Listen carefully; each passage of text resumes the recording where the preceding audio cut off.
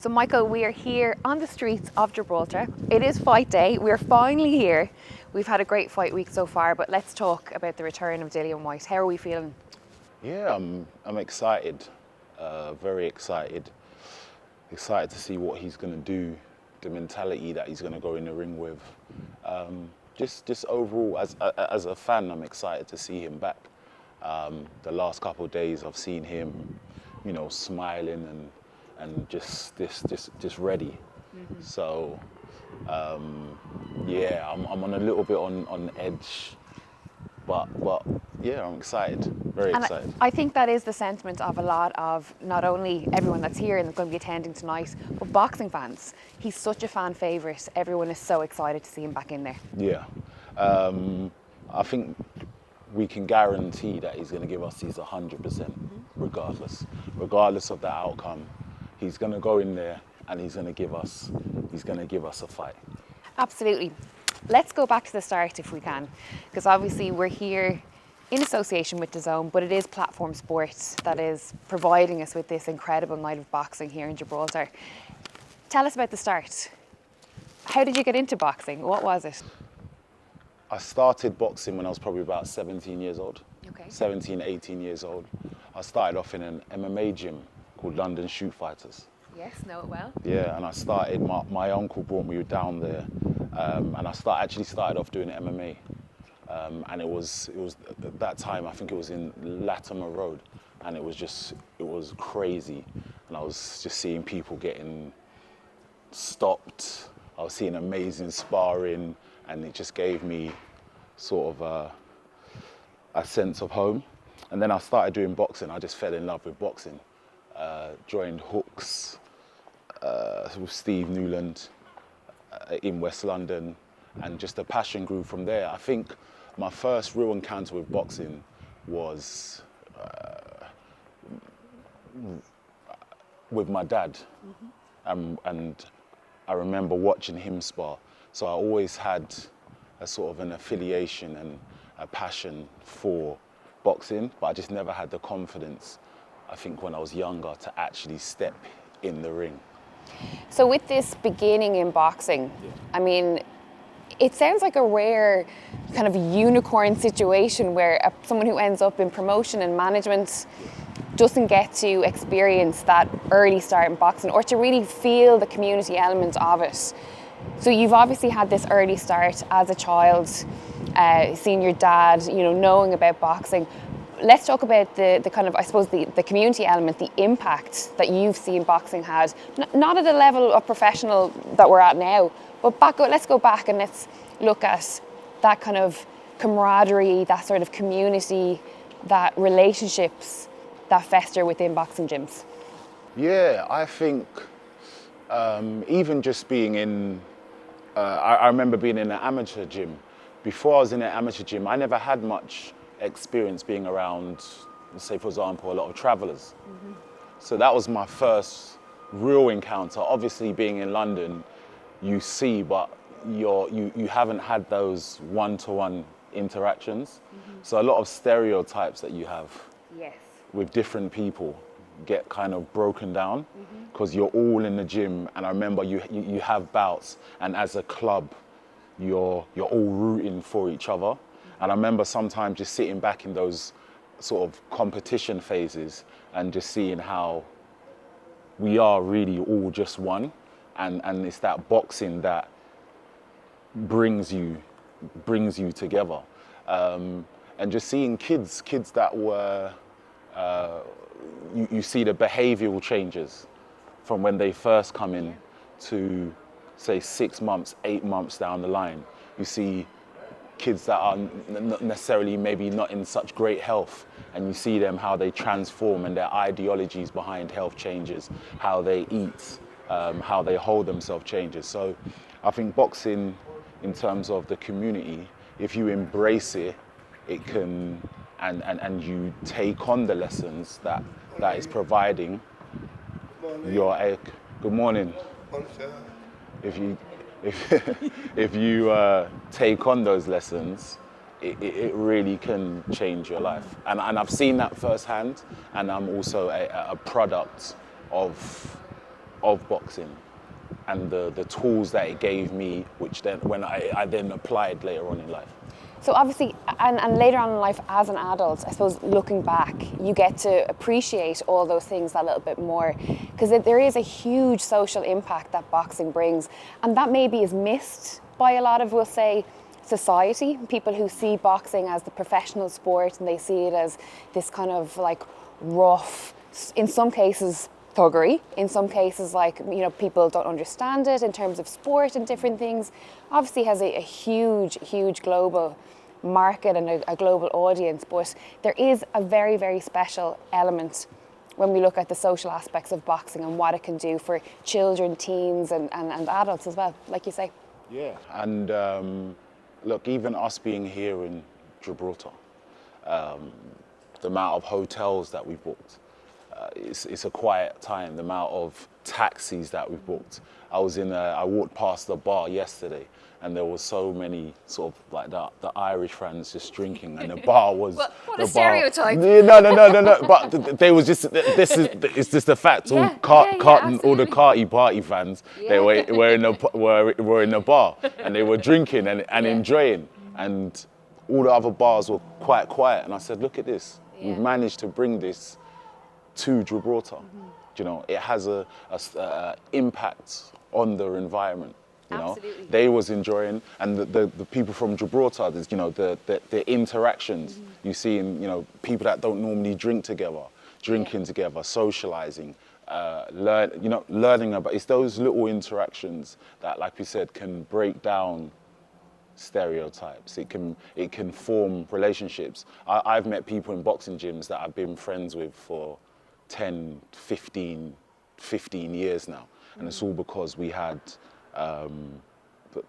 those moments, those hard spars or those hard runs, or we've been in a changing room together and we both look at each other when somebody's come back and their face is full of blood, like we're next to the slaughterhouse. Yeah. You know, we've gone through the experience of both winning or both losing, or, you know, we've gone through those experiences together, which you can't understand unless you've been in the ring. And I think I had a number of bouts, and it wasn't about money. It was purely about me exploring and finding myself. I lost my dad when I was young, so for me it was a level of connecting with my dad. Yes. You know, I can't talk to him, but in those moments, in those battles, I felt almost a supernatural connection. So if there was any quit in me, I felt his spirit give me that, you know, that drive to continue. And I think when I was, even I went to uni when I was 28. I used the same skill set that I got from boxing, that never give up, just keep pushing through and you'll get to the final line. And that helped me get my degrees. And with your dad, did he fight? Or was it just kind of... No, he was, it was just recreational, so he was just an amateur boxer. Okay. But again, it was just, you know, you try to hold on to connections, right? So I think every time I sparred or I fought competition-wise, I felt a connection with him. Yeah. So if it got difficult, I'm tired or whatever, or I'm lagging, it was almost like we was having a conversation. And in that, you have to have discipline if you want to box. You know, if you want to get anywhere, you have to change certain habits. You have to make sacrifice, right? Yeah. So in order to succeed, you have to suffer, you have to have sacrifice, and then you hope long-term wise, it will lead to some success. Totally, and that is in itself the essence of boxing, is it not? Exactly. You know, and I think anyone who has reached the pinnacle of the sport, the elite end of the sport, that's what they've experienced in their life, and that's when we see those pinnacle moments of, you know, the joy, the relief, the pain, the anguish in a win, when someone has fought their heart out and has won. It's those moments that obviously are flooding back to them, you know, all the strife, all the struggle, all the times when it could have been very easy to you know what, that's it for me, I'm out, it's And too hard. the pain leaves your body. Yes. When your hand is raised, that moment in time, and so I understand why it's so addictive Yes. for these guys, you know? Yeah. And I understand why, like, there's no other feeling than it doesn't matter where you are, but just when your hand is raised, whatever pain you're feeling, it goes, and it's like a drug. And it's important, I think, for some of these kids that are lacking in confidence to experience that joy, that you done it, you know? It was you versus somebody else, and you made the decision to fight through the torture, so to speak, and create the victory for yourself. So.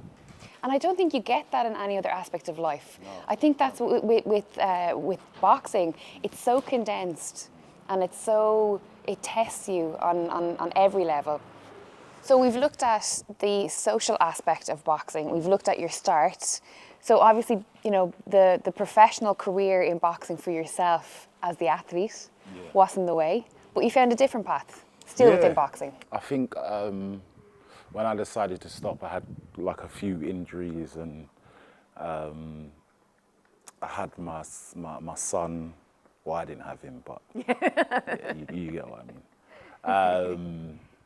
And I still wanted to stay within the sport.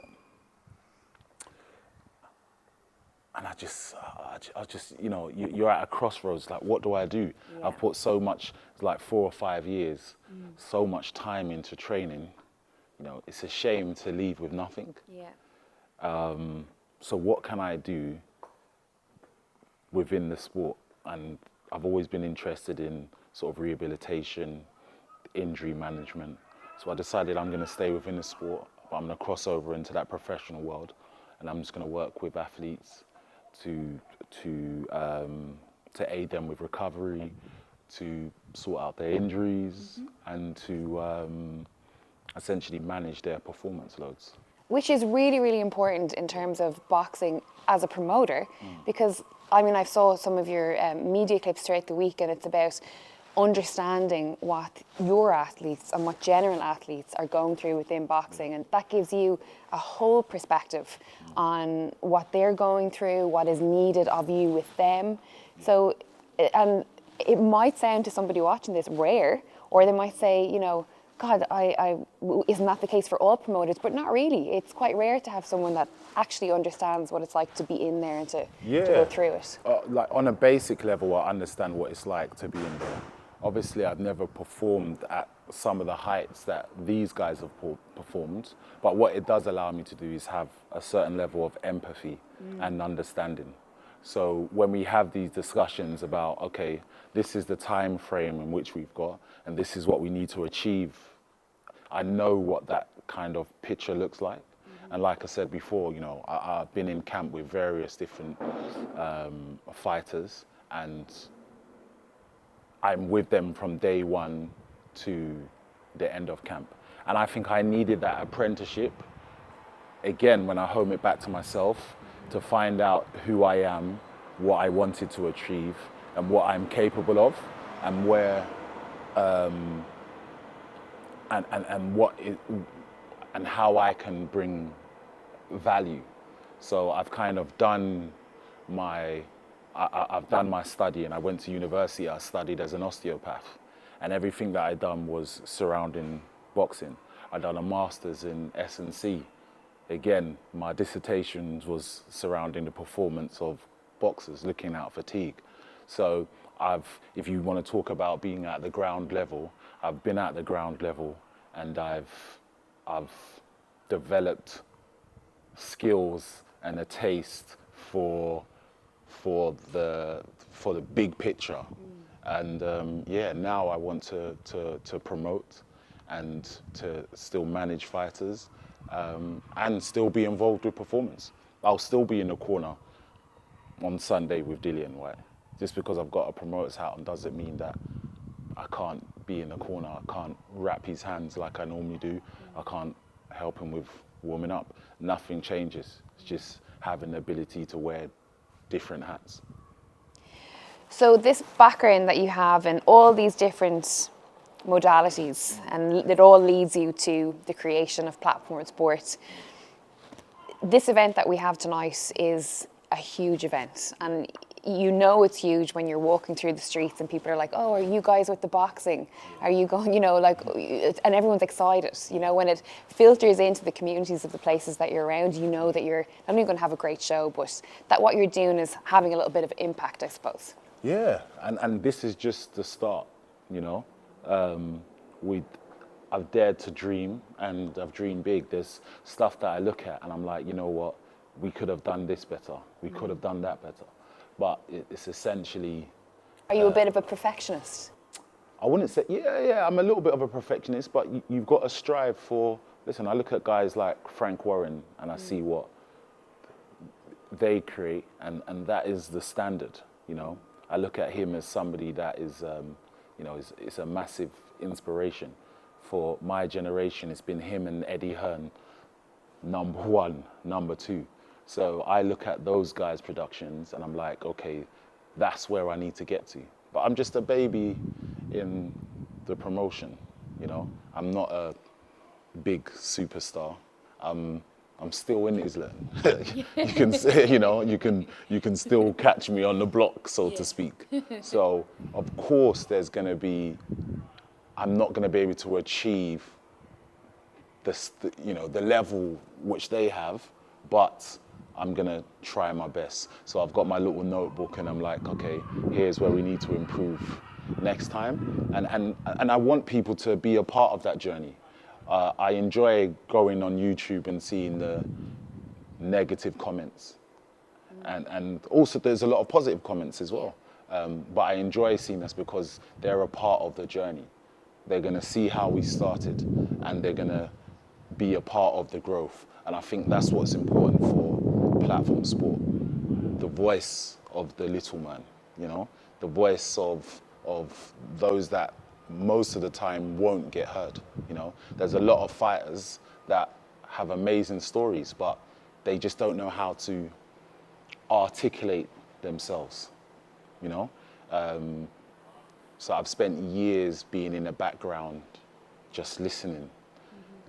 When I was rapping hands, when I was, I don't know, doing massage therapy, when I became an osteopath and I'm doing sessions, I just listen. And I'm like, why don't people know your story? And it's just they find it hard to articulate themselves or they don't have the experience. So platform sport is about making that journey a little bit easier for these guys to be able to tell their story and for them to grow into a mega star. And it does show, especially in fight week where, you know, tensions are high on fight weeks because you have fighters who are dealing with mentally a lot. There's a mental load in having to perform on a fight night. Yeah.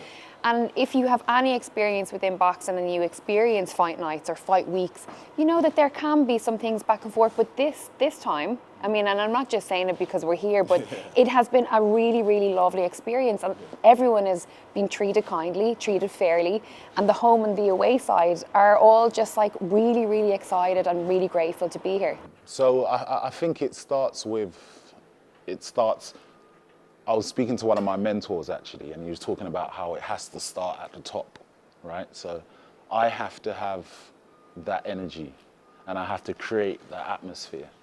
So if I'm not working hard, nobody else is going to work hard. If I'm not smiling, if I'm not respectful, if I'm not courteous, if I'm not open and honest, then it's only going to trickle down. You know, energy is real. So I try to create an environment of having the individuals that are around me that put that into the universe. And I think with this show, it's that energy is being felt and it's been reciprocated. So, yeah. Absolutely, and it, as you say, it does trickle down, and that's the effect that it's been having on this week. It is fight day. We have a huge event later on this evening, but if I can, and I feel like it's very much when you ask a fighter straight out of the ring, what's next. But, you know, let's talk about plans, let's talk about the vision, you know, because it is exciting. And I know that, you know, you've spoke to people that are here this week. People on the inside do know the vision, but let's speak it. I think that, yes, let's speak it into the universe. The vision is to develop the relationship with the zone. They've taken a punt on the little man, you know. This doesn't happen, you know. Like I said, I'm still on the block. I'm still in the cancel estate, you know. And for the zone to believe in the vision and trust that I can get the job done on this occasion, the goal is to build that relationship so that they invest in us whilst we're young, whilst we're still a baby, and help us grow into something more long-term and sustainable. So my goal is to put on more shows in Gibraltar and Ireland. I've got a massive passion and love, and I've got a lot of relationships in Ireland. So I want to put on some more shows in Ireland and shows here in Gibraltar. And obviously, and that filters into one of your, you know, your fighters on the management side. Obviously, Thomas Carty. We also have Cathal Crowley that's on the card. And Mike Perez, okay, he's Cuban, but we take him as one of our own in Ireland, right? So he's Irish. Listen, he's jumping in the sea now, so I think he's definitely, the moment that he embraced being in that sea, he became one of the Irish lads. Absolutely, absolutely. So it does mean that there is a background with the plans, you know. Obviously Gibraltar, Dillian spoke at the press conference this week about his relationship with Gibraltar and the memories that he has here. So obviously there is a little bit of heritage and there is a bit of background between the Irish fighters that you manage and then obviously the relationships or the vision that you have for Gibraltar and also Ireland. And I have to ask, because you've been doing this a little bit now, so you've got a couple of years under your belt experience, and you know, is there any, we don't want to dwell on negative, but you've obviously experienced how potentially difficult it is to be a promoter, to be a boxing manager, and to do it ethically, to do it authentically, and to, you know, be proud of not only yourself but the team that you're surrounding yourself with. Yeah, our team, because it's not just me. I have a great team behind me as well, and we pride ourselves on having integrity and doing good business. And what we say, our word is our bond. So if we say we're going to do something, then we stick to what we're going to do. And we've built up that reputation of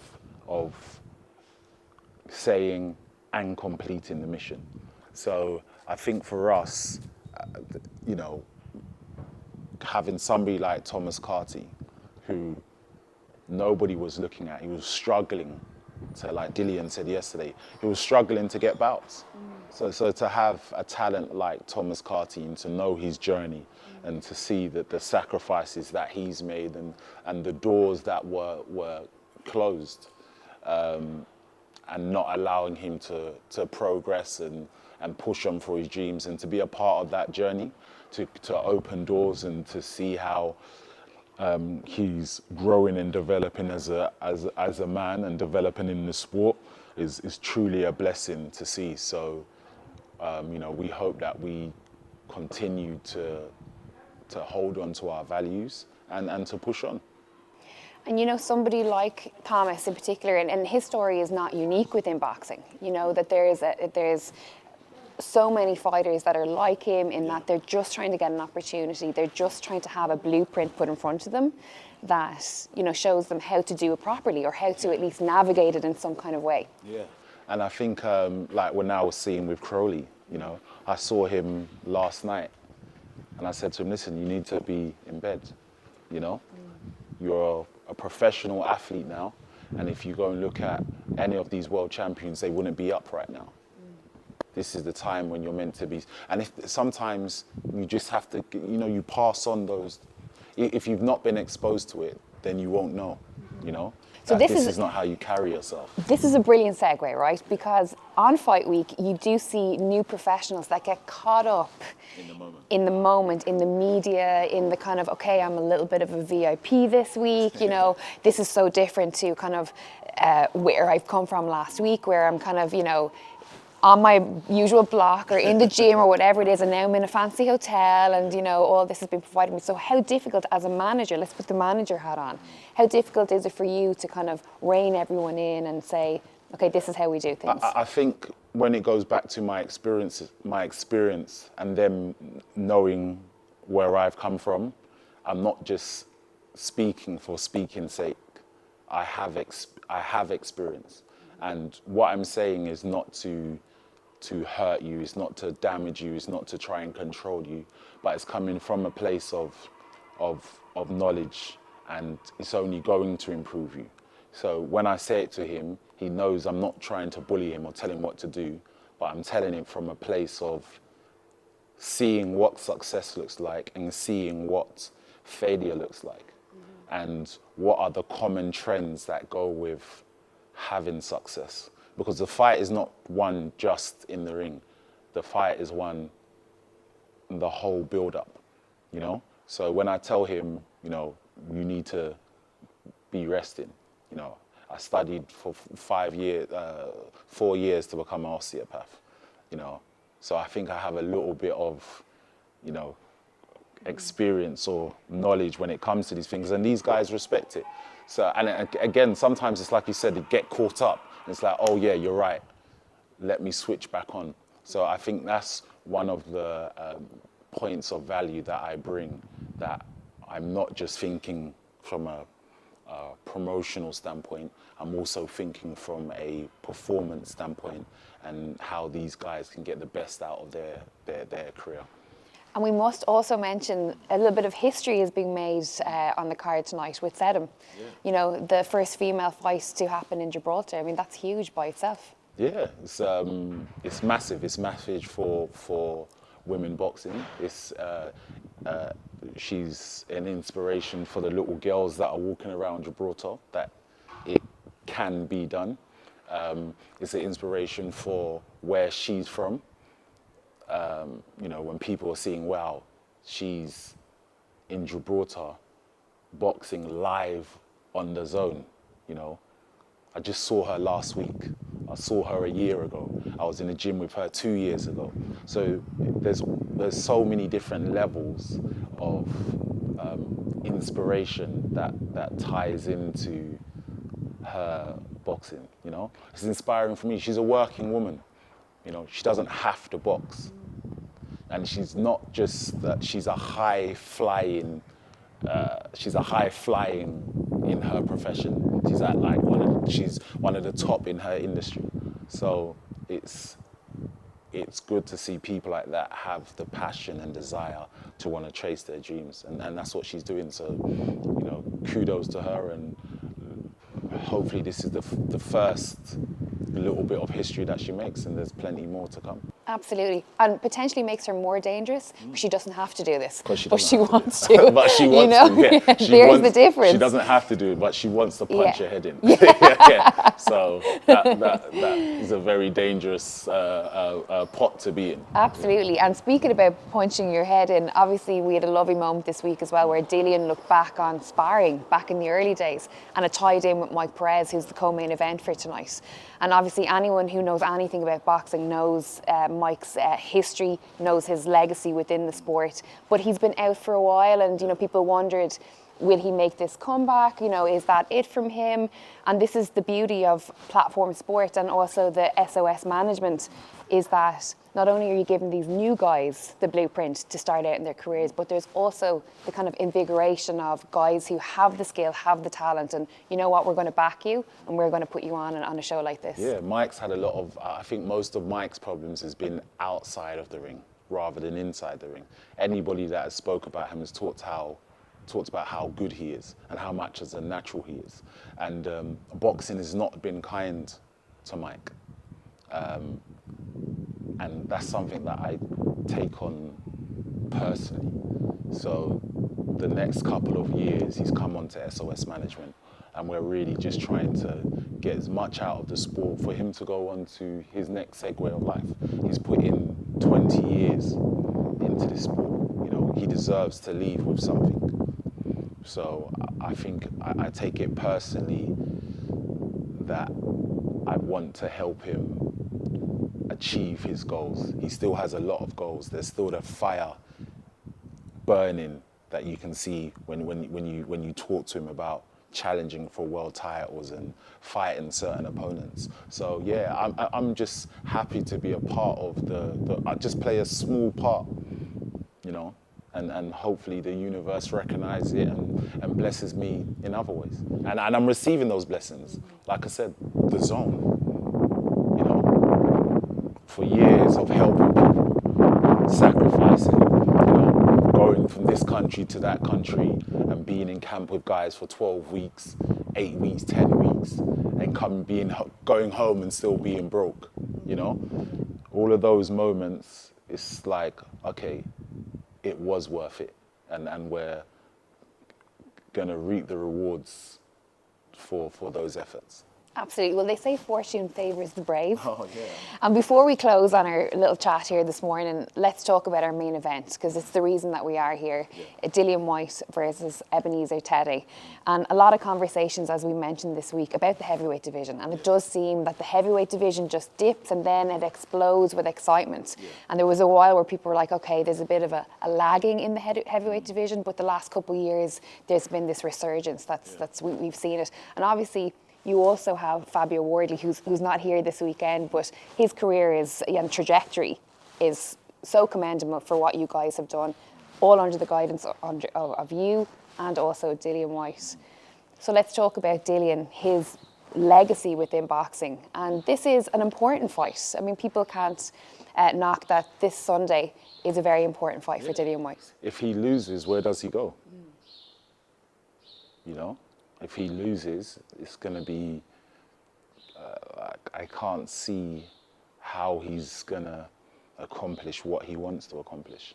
So we've said it before, but this really is a must-win fight for Dillian. Dillian has to perform and look good doing it. He has to send a message to the rest of the division that I am here to stay. I'm here. And I'm ready to compete at the top level. So this, for Dillian, is sink or swim.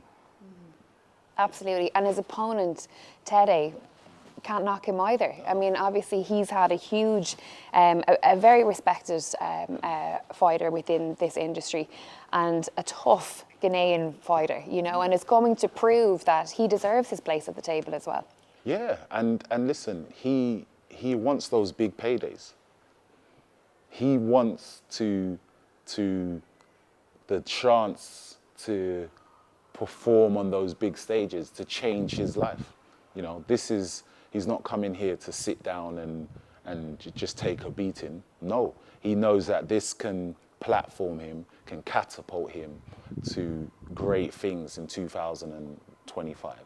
Yes, he lost to Daniel Dubois, but Daniel Dubois now is a world champion. Mm-hmm. So we really don't know how good Ebenezer Tetteh is, you know. He's been walking around, he's not nervous, he's not, you know, he's been very calm. He's not been, you can see there's no fear in him. He's a big man. And I think he's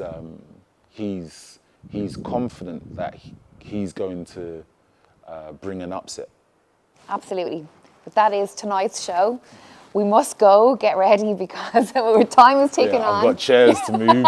I've got seats to number. Yeah. So see, this is the side that people don't see, right? It's like you're going to be doing all that. Yeah, and this is a part of it. You know, this is a part of it. If you want all those big successes, you've got to put in the work now. So well, as let's go and put those chairs out. Fortune favours the brave 100%. Dillian Whyte versus Ebenezer Tetteh is live tonight on DAZN in association with Platform Sport. Thank you for your time this morning. Let's go get a coffee.